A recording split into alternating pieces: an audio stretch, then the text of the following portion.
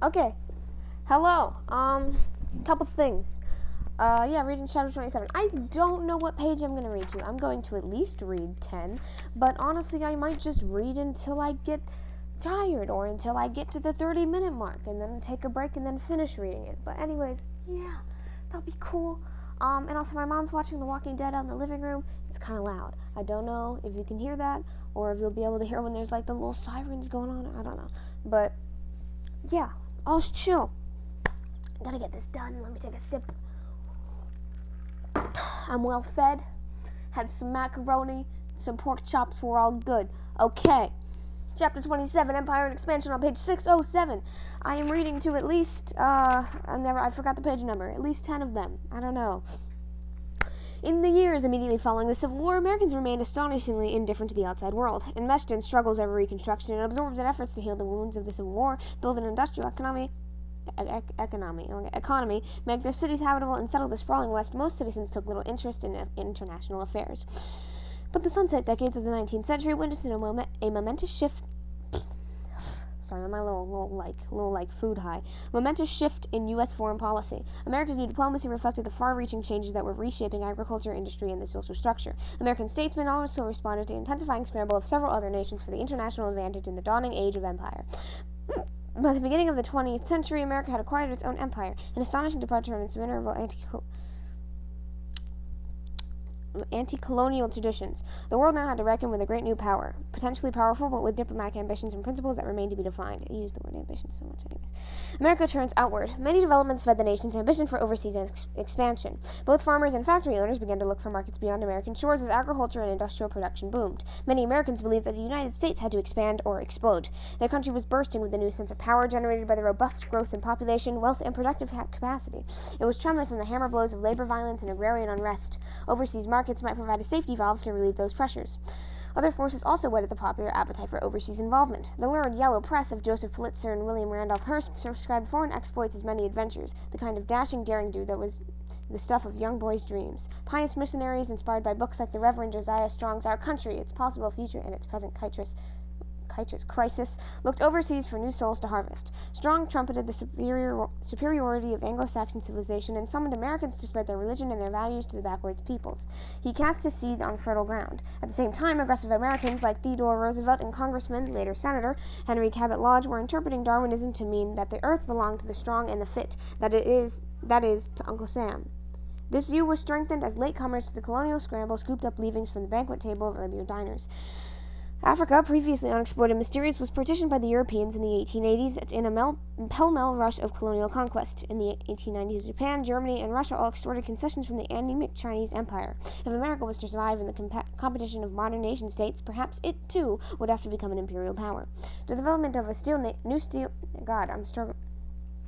The development of a new steel navy also focused attention overseas. Captain Alfred Thayer Mahan's Book of 1890, The Influence of Sea Power Upon History, 1660 to 1783, argued that the control of the sea was the key to world dominance. Mahan helped stimulate the naval race among the great powers that gained momentum around the turn of the century. Red-blooded Americans joined in the demands for a mightier navy and for an American-built Isthmian Canal between the Atlantic and the Pacific. America's new international interest manifested itself in several ways. Two-time Secretary of State James G. Blaine pushed his Big Sister policy, aimed at rallying the Latin American nations behind Uncle Sam's leadership and opening Latin American markets to Yankee traders. Blaine's efforts bore some fruit in 1889 when he presided over the first Pan-American Conference, held in Washington, D.C., the modest beginnings of an increasingly important series of inter-American assemblages. A number of diplomatic crises or near wars also marked the path of American diplomacy in the late 1880s and early 1890s. The American and German navies nearly came to blows in 1889 over the faraway Samoan Islands, Samoan Islands in the South Pacific, which were formally divided between the two nations in 1899. German Samoa eventually became an independent republic. American Samoa remains in American possession. The lynching of 11 Italians in New Orleans in 1891 brought America and Italy to the brink of war until the United States agreed to pay compensation. In the ugliest affair, American demands on Chile after the deaths of two American sailors in the port of Valparaiso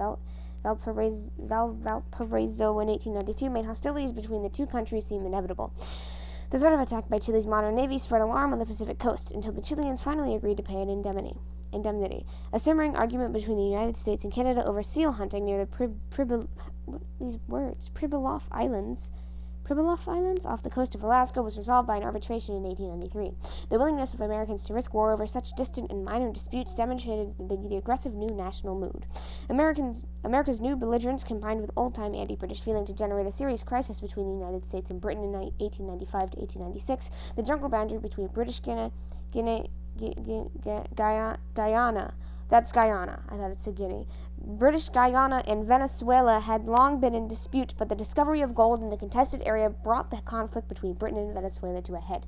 President Cleveland and his pugnacious Secretary of State Richard Olney waved into the affair with a combative note to Britain invoking the Monroe Doctrine. Not content to stop there, Olney haughtily informed the world's #1 naval power that the United States was now calling the tune in the Western Hemisphere. Unimpressed British officials shrugged off Olney's salvo as just another twist of the lion's tail and replied that the affair was none of Uncle Sam's business. President Cleveland, mad clear through, as he put it, sent a bristling special message to Congress. He urged an appropriation for a commission of experts who would run the line where it ought to go. If the British would not accept this rightful boundary, he implied the United States would fight for it. The entire country, irrespective of political party, was swept off its feet in an outburst of hysteria. War seemed inevitable. Fortunately, sober second thoughts prevailed on both sides of the Atlantic. A rising challenge from Kaiser Wilhelm's Germany, as well as a looming war in the Dutch-descended Boers in South Africa, left Britain in no mood for war with America. London backed off and consented to arbitration. The Chastened British, their eyes fully open to the European peril, were now determined to cultivate Yankee friendship. The British inaugurated an era of patting the eagle's head, which replaced a century or so of America's twisting the lion's tail. My God. Sometimes called the Great Rapprochement or reconciliation between the United States and Britain, the new Anglo-American cordiality became a cornerstone of both nations' foreign policies as the 20th century opened. Sip. Cooling off, gonna stop stuttering. Spurning the Hawaiian pair. Enchanted Hawaii had early attracted the attention of Americans. In the morning years of the 19th century, the breeze-brushed islands were a way station and provisioning point for Yankee shippers, sailors, and whalers. In 1820, the first New England missionaries arrived, preaching the twin blessings of Protestant Christianity and protective calico. They came to do good, and did well as Hawaii became an increasingly important center for sugar production. Americans gradually came to regard the Hawaiian Islands as a virtual extension of their own coastline. The State Department, beginning in the 1840s, sternly warned other powers to keep their grasping hands off. America's grip was further tightened in 1887 by a treaty with the native government guaranteeing priceless naval bases rights at the spacious Pearl Harbor. But trouble was brewing in an insular paradise. Old world pathogens had scythed the indigenous Hawaiian population down to 1/6 of its size at the time of the first contact with Europeans, leading the American sugar lords to import large numbers of Asian laborers to work at the cane fields and sugar mills. By century's end, Chinese and Japanese immigrants outnumbered both whites and native Hawaiians, amid mounting worries that Tokyo might be tempted to intervene on behalf of its often abused nationals. Then sugar markets went sour in 1890 when the McKinley Tariff raised barriers against the Hawaiian product. White American planters thereupon renewed their efforts to secure the annexation of Hawaii to the United States. They were blocked by the strong-willed Queen I can't pronounce her name as well. Liliuokalani, I think. Who insisted that the native Hawaiians should control the islands. Desperate whites, though only a tiny minority, organized a successful revolt early in 1893, openly assisted by American troops who landed under the unauthorized orders of the expansionist American minister in Honolulu. I have the hiccups. The Hawaiian pair is now fully ripe, he wrote exultantly to his superiors in Washington, and this is the golden hour for the United States to pluck it.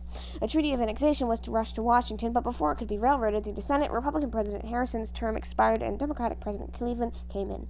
Suspecting that his powerful nation had gravely wronged the deposed Queen Liliuokalani and her people, Old Grover abruptly withdrew the treaty. A subsequent investigation determined that a majority of the Hawaiian natives opposed annexation. Although Queen Liliuokalani could not be reinstated, the sugar-coated move for annexation had to be temporarily abandoned. The Hawaiian pair continued to ripen until the fateful year of 1898, when the United States acquired its overseas empire. Cubans rise in revolt. Cuba's masses, frightfully misgoverned, again rose against their Spanish oppressors in 1895. The roots of their revolt were partly economic. Sugar production, the backbone of the island's prosperity, was crippled when the American tariff of 1894 restored high duties on the toothsome product. The desperate insurgents now sought out to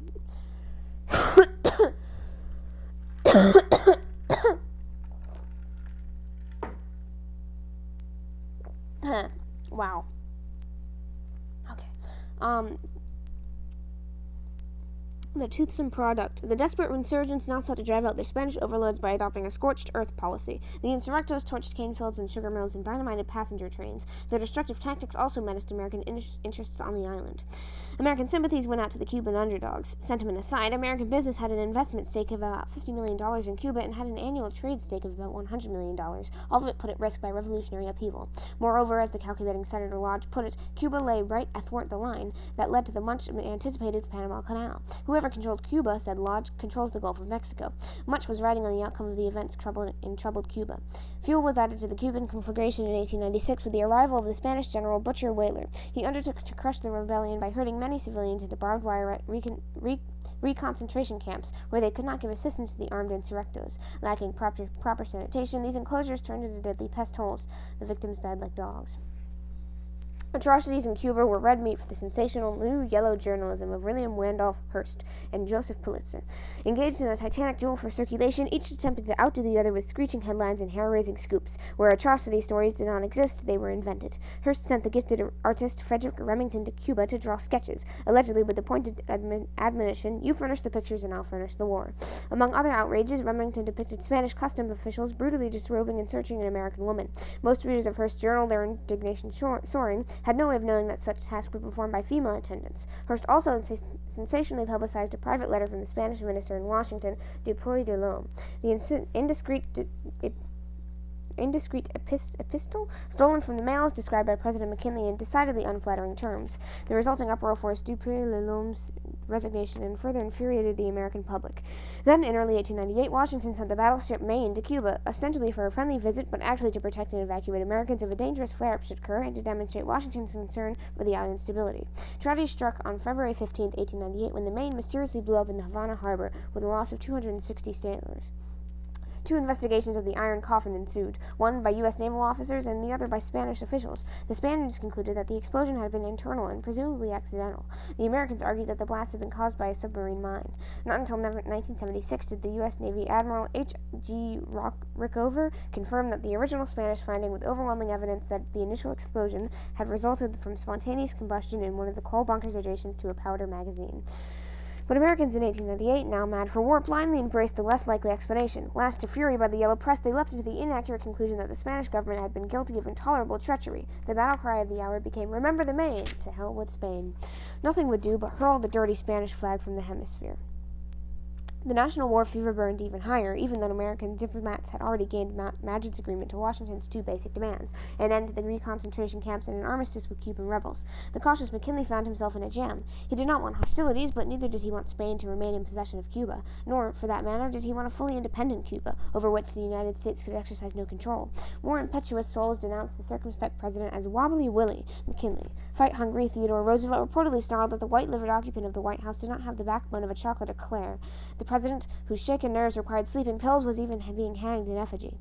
McKinley, recognizing the inevitable, eventually yielded and gave the people what they wanted. But public pressure did not fully explain McKinley's course. He had little faith in Spain's oft-broken promises. He worried about democratic reprisals in the upcoming presidential election of 1900 if he continued to appear indecisive in a time of crisis. He also acknowledged America's commercial and strategic interest in Cuba.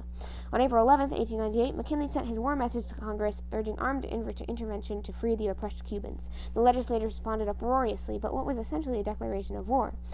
In a burst of self-righteousness, they likewise adopted the hand-tying Teller Amendment. This proviso proclaimed to the world that when the United States had overthrown Spanish misrule, it would give the Cubans their freedom, a declaration that caused imperialistic Europeans to smile skeptically. Dewey's May Day victory at Manila. The American people plunged into a war lightheartedly. They let like school children off to a picnic. Bands blared incessantly. "There will be a hot time in the old town tonight," and "Hail, hail, the gang's all here," leading some foreigners to believe that those were national anthems. The war got off to a giddy start for American forces. Even before the declaration of war, on February 25, 1898, while Navy Secretary John D. Long was away from the office, his hot-blooded Assistant Secretary, Theodore Roosevelt, took matters into his own hands. Roosevelt cabled Commodore George Dewey, commanding the American Asiatic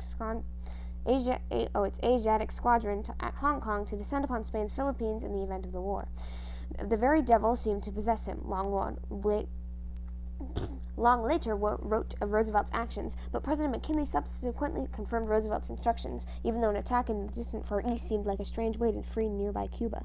Dewey carried out his orders magnificently on May 1st, 1898. Sailing boldly with his 6 warships at night into the fortified harbor of Manila, he trained his guns the next morning on the moldy 10-ship Spanish fleet. The entire collection of antiquated and overmatched vessels was quickly destroyed, and with a loss of nearly 400 Spaniards killed and wounded, and without the loss of a single American life. Taciturn George Dewey became a national hero overnight. An amateur poet blossomed forth with this: "Oh, Dewey was the morning upon the 1st of May, and Dewey was the admiral down in Manila Bay, and Dewey were the Spaniards' eyes, them orbs of black and blue, and do we feel discouraged? I do not think we do." Yet Dewey was in a perilous position. He had destroyed the enemy fleet, but he could not storm the forts of Manila with his sailors. His nerves frayed. He was forced to wait in the sweltering bay while troop reinforcements were slowly assembled in America. The appearance of German warships in the Manila harbor deepened the tension. Long-awaited American troops, finally arriving in force, captured Manila on August 13, 1898, in a collaboration with Filipino insurgents commanded by their well-educated, part-Chinese leader, Emilio Aguinaldo. Dewey, to his later regret, had brought this shrewd and magnetic revolutionary from exile in Asia so that he might weaken Spanish resistance. These thrilling events in the Philippines had meanwhile focused attention on Hawaii. An impression spread that America needed the archipelago as a coaling and provisioning way station in order to send supplies and reinforcements to Dewey. McKinley also worried that Japan might grab the Hawaiian Islands while America was distracted elsewhere. A joint resolution of annexation was rushed through Congress and approved by McKinley on July 7, 1898. It granted Hawaiian residents U.S. citizenship. Hawaii received full territorial status in 1900. The confused invasion of Cuba. Sip.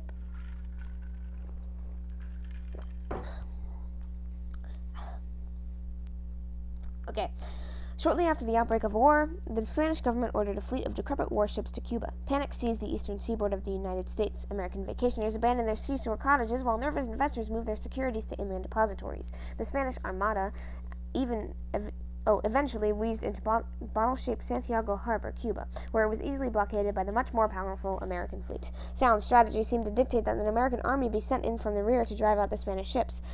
Leading the invading force was the grossly overweight General William R. Shafter, a would-be warrior so blubbery and gout-stricken that he could be carried about on a door. His troops were woefully unequipped for war in the tropics. They had been amply provided with heavy woolen underwear and uniforms designed for sub-zero operation against the Indians. The Rough Riders, a part of the invading army, now charged out into the stage of history. This colorful regiment of volunteers, short on discipline but long on dash, consisted largely of Western cowboys and other hardy characters, with a sprinkling of ex-polo players and ex-convicts. Commanded by Colonel Leonard Wood, the group was organized principally by the glory-chasing Theodore Roosevelt, who had resigned from the Navy Department to serve as a lieutenant colonel. He was so nearsighted that as a safeguard he took along a dozen pairs of spectacles, cached in handy spots on his person or nearby. About the middle of June, a bewildered American army of 17,000 men finally embarked at congested Tampa, Florida, amid scenes of indescribable confusion. Shafter's landing near Santiago, thanks to the diversionary tactics of Cuban insurrectos, met little opposition. Brisk fighting broke out on July 1st at El Caney and Kettle Hill, upon which Colonel Roosevelt and his horse's Rough Riders charged, with strong support from 2 crackback regiments. They suffered heavy casualties, but the colorful colonel, having the time of his life, shot a Spaniard with his revolver and rejoiced to see his victim double up like a jackrabbit. He later wrote a book on his exploits, which the famed satirist Finley Peter Dunn's character, Mr. Dooley, remarked ought to have been titled "Alone in Cuba, Sick." The American army, fast closing in on Santiago, spelled doom for the badly outgunned Spanish fleet. On July 3rd, the Spaniards dutifully steamed out of the harbor and into the teeth of the waiting American warships. "Don't cheer, men," Captain Philip of the Texas admonished his seamen. "The poor devils are dying." Shortly thereafter, Santiago surrendered. Hasty preparations were now made for a descent upon Puerto Rico before the war should end. I can't read. There, the American army met even less resistance than in Cuba. By this time, Spain had satisfied its honor. On August 12, 1898, it signed an armistice. If the Spaniards had held out a few months longer in Cuba, the American army might have melted away. The inroads of malaria, typhoid fever, dysentery, and yellow fever became so severe that hundreds were incapacitated, an army of convalescents. Others suffered from fetid canned meat known as embalmed beef. All told, nearly 400 men lost their lives to bullets. Over 5,000 succumbed to the bacteria and other causes. America's curse of empire. Late in 1898, Spanish and American negotiators met in Paris. War-racked Cuba, as expected, was freed from its Spanish overlords. The Americans had little difficulty in securing the remote Pacific island of Guam, which they had captured early in the conflict from the astonished Spaniards who, lacking a cable, had not known that a war was on. Spain also ceded Puerto Rico to the United States as payment for war costs. Ironically, the last remnant of Spain's vast New World empire thus became the first territory ever annexed to the United States without the express promise of eventual statehood. In the decades to come, American investment in the island and Puerto Rican immigration to the United States would make this acquisition one of the weightier consequences of this somewhat carefree war. Naughtiest of all was the problem of the Philippines, a veritable apple of discord. These lush islands not only embraced an area larger than the British Isles, but also contained an ethnically diverse population of some 7 million souls. McKinley was confronted with a devil's dilemma. He did not feel that America could honorably give the islands back to the Spanish misrule, especially after it had fought a war to free Cuba, and America would be turning its back upon their responsibilities in a cowardly fashion, he believed, if it simply pulled up an anchor and sailed away. McKinley viewed virtually all the choices open to him as trouble-fraught. The Filipinos, if left to govern themselves, might fall into anarchy. One of the major powers, possibly aggressive of Germany or Japan, might then try to seize them. The result could be a major war into which the United States would be sucked. Seemingly, the least of the evils consistent with the national honor and safety was to acquire all the Philippines and then perhaps give the Filipinos their freedom later. President McKinley, ever sensitive to public opinion, kept a carefully attuned ear to the ground. The rumble that he heard seemed to call for the entire group of islands. Zealous Protestant missionaries were eager for new converts from Spanish Catholicism, and the invalid Mrs. McKinley, to whom her husband was devoted, expressed deep concern about the welfare of the Filipinos. Wall Street had generally opposed the war, but awakened by the booming of Dewey's guns, it was clamoring for profits in the Philippines. A tormented McKinley later claimed that he went down on his knees seeking divine guidance and heard an inner voice telling him to take all the Philippines and Christianize and civilize them. Accordingly, he decided for outright annexation of the islands. Manila remained a sticking point with the Spaniards because it had been captured the day after the armistice was signed, and the city could not therefore properly be claimed among the spoils of war. But the Americans broke the deadlock by agreeing to pay Spain $20 million for the Philippine Islands, the last great Spanish haul from the New World. The signing of the Pact of Paris touched off one of the most impassioned foreign policy debates in American history. The issue of what to do with the Philippines confronted Americans with fundamental questions about their national identity. Except for glacial Alaska, coral reefed Hawaii, and a handful of Pacific atolls required mostly for whaling stations and guano fertilizer needed to replenish southern soil exhausted by overcultivation, the Republic has hitherto absorbed only contiguous territory on the continent. All the previous accessions had been thinly peopled and eligible for ultimate statehood. But in the Philippines, the nation had on its hands a distinct tropical area, thickly populated by Asians of a different culture, tongue, and government institutions.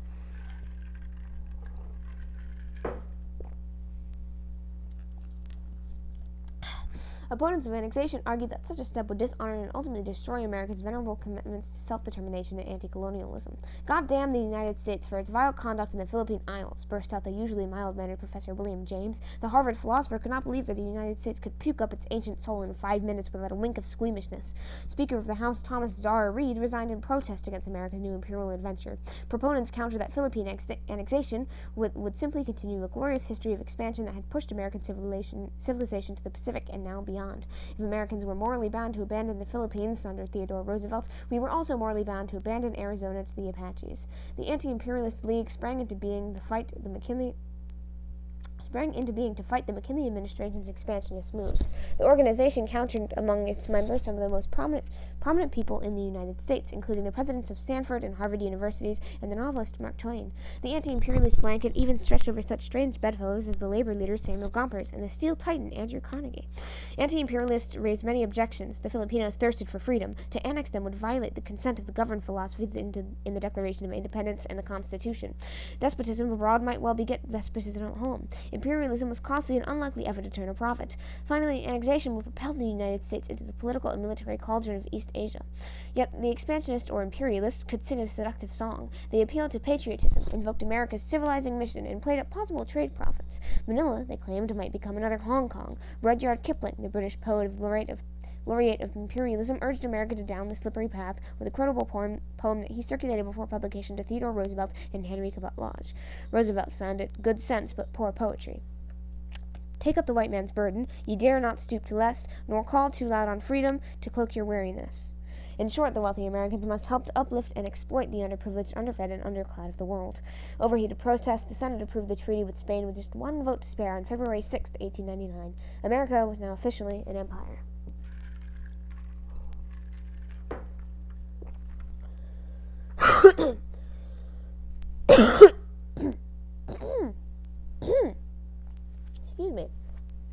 From the outset, the status of Puerto Rico was anomalous, neither a state nor a territory, and with little prospect of eventual independence, the Foraker Act of 1900 accorded the Puerto Ricans a limited degree of popular government and outlawed cockfighting, a favorite island pastime. Congress granted U.S. citizenship to Puerto Ricans in 1917, but withheld full self-rule. Although the American regime worked wondrous improvements in education, sanitation, and transportation, many of the inhabitants still aspired to independence. Great numbers of Puerto Ricans ultimately moved to New York City, where they added to the complexity of the melting pot. The annexation of Puerto Rico and the Philippines posed a thorny legal problem. Did the Constitution follow the flag? Did American laws, including tariff laws and the Bill of Rights, apply with full force to the newly acquired possessions? Who are we? A group of Puerto Rican petitioners asked Congress in 1900. Are we citizens or are we subjects? Beginning in 1900 with the Insular Cases, a badly divided Supreme Court decreed in effect that the flag did outrun the Constitution and that the outdistanced document did not necessarily extend with full force to the new windfall. Puerto Ricans and Filipinos might be subject to American rule, but they did not enjoy all American rights. Cuba, scorched and chaotic, presented another headache. An American military government set up under the administrative genius of General Leonard Wood of Rough Rider fame wrought miracles in government, finance, education, agriculture, and public health. Under his leadership and that of Colonel William C. Gorgas, a frontal attack was launched on yellow fever. Spectacular experiments were performed by Dr. Walter Reed and others upon American soldiers, who volunteered as human guinea pigs, and the Stigomia mosquito was proved to be the lethal carrier. Cleaning up breeding places for mosquitoes wiped out the yellow fever in Havana, while dampening the fear of recurrent epidemics in cities of the South and Atlantic seaboard. The United States, honoring its self-denying Teller Amendment of 1898, withdrew from Cuba in 1902. Old world imperialists could scarcely believe their eyes, but the Washington government could not turn this rich and strategic island completely loose on the international sea. A grasping power like Germany might secure a dangerous lodgment near America's soft underbelly. The Cubans were therefore forced to write into their own constitution of 1901 the so-called Platt Amendment. The Cubans loathed the amendment, which served McKinley's ultimate purpose of bringing Cuba under American control. Plattism survives as a colloquial term of derision even in modern-day Cuba.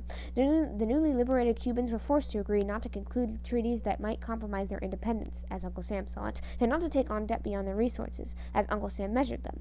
They further agreed that the United States might intervene with troops to restore order when it saw fit. Finally, the Cubans promised to sell or lease needed coaling or naval stations, ultimately two and then only one, Guantanamo, to their powerful benefactor.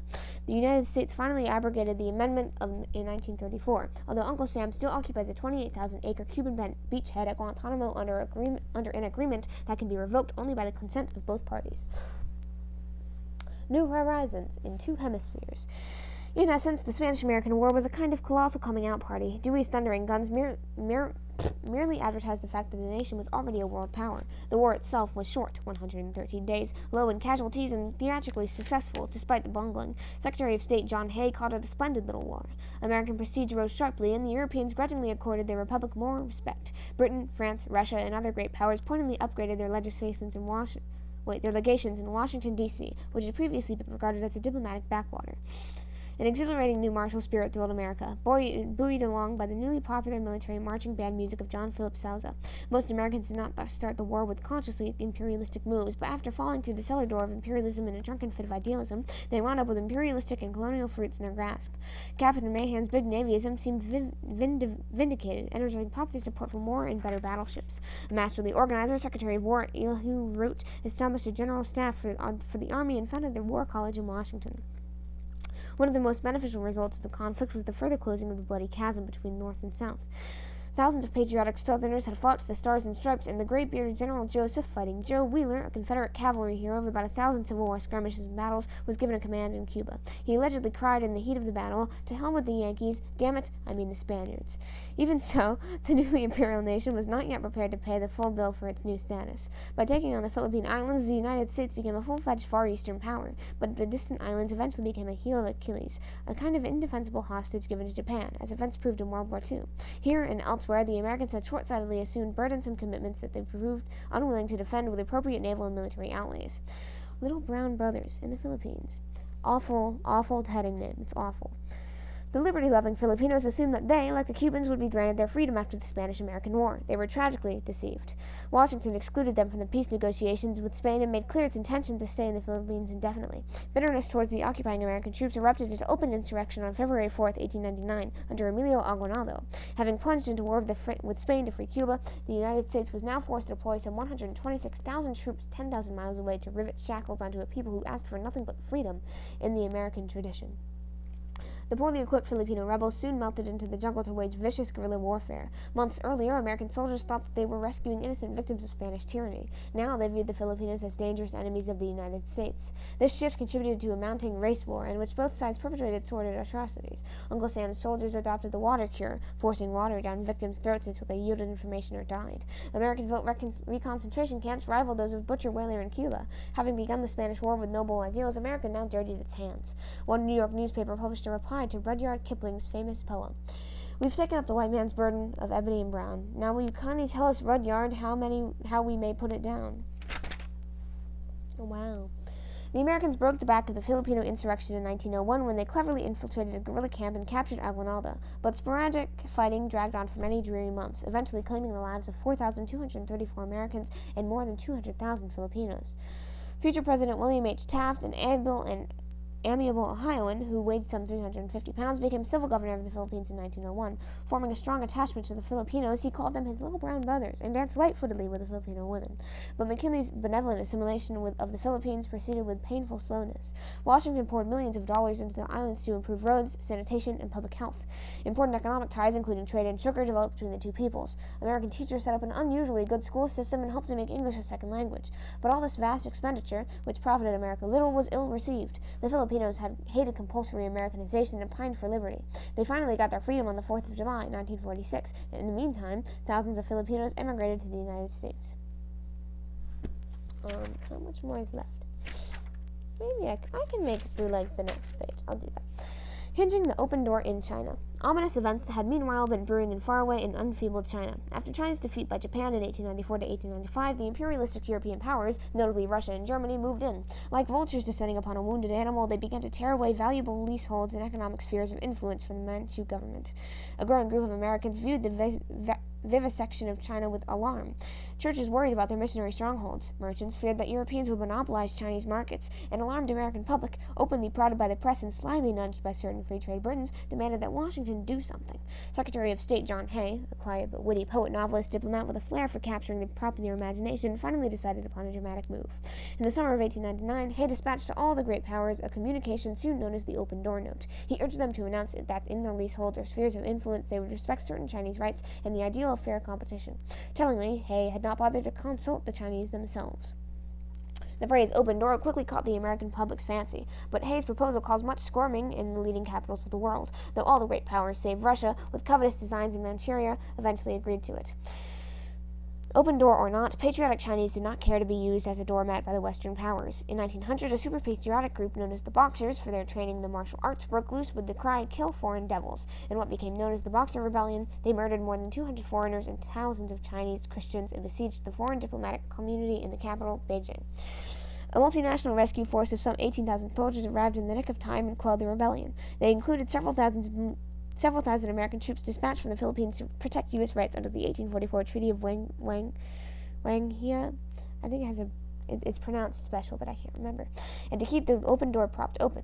The victorious Allied invaders acted angrily and vindictively. They assessed prostrate China an excessive indemnity of $333 million, of which America's share was to be $24.5 million. When Washington discovered that this sum was much more than enough to pay the damages and the expenses, it remitted about $18 million to be used for the education of a selected group of Chinese students in the United States, a not-so-subtle initiative to further the westernization of Asia. Secretary Hay let fly another paper broadside in 1900, announcing that henceforth the open door would embrace the territorial integrity of China, in addition to its commercial integrity. These principles helped spare China from possible partition in those troubled years and were formally incorporated into the Nine-Power Treaty of 1922, only to be callously violated by Japan's takeover of Manchuria a decade later. Imperialism or Bryanism in 1900. President McKinley's renomination by the Republicans in 1900 was a foregone conclusion. He had won a war and acquired rich, though burdensome, real estate. He had safeguarded the gold standard, and he had brought to the promised prosperity of the full dinner pail. An irresistible vice presidential boom developed for Theodore Teddy Roosevelt, TR, the cowboy hero of the Cuban campaign. Capitalizing on his war-worn popularity, he had been elected governor of New York, where the local political bosses had found him headstrong and difficult to manage. They therefore devised a scheme to kick the colorful colonel upstairs into the vice presidency. This plot to railroad Roosevelt worked beautifully. Gesticulating wildly, he sported a Western-style cowboy hat that made him stand out like a white crow at the Republican convention. To cries of, "We want Teddy," he was handily nominated. A wary Mark Hanna reportedly moaned that there would now be only one heartbeat between that damned cowboy and the presidency of the United States. William Jennings Bryan was the odds-on choice of the Democrats, meeting at Kansas City. Their platform proclaimed that the paramount issue was Republican overseas imperialism. McKinley, the soul of dignity, once again campaigned safely from his front porch. Bryan again took to the stump in the cyclonic campaign. Lincoln, he charged, had abolished slavery for 3.5 million Africans. McKinley had reestablished it for 7 million Filipinos. Roosevelt outbrined Bryan, touring the country with revolver-shooting cowboys. Flashing his monumental teeth and pounding his fist into his palm, Roosevelt denounced all dastards who would haul down Old Glory.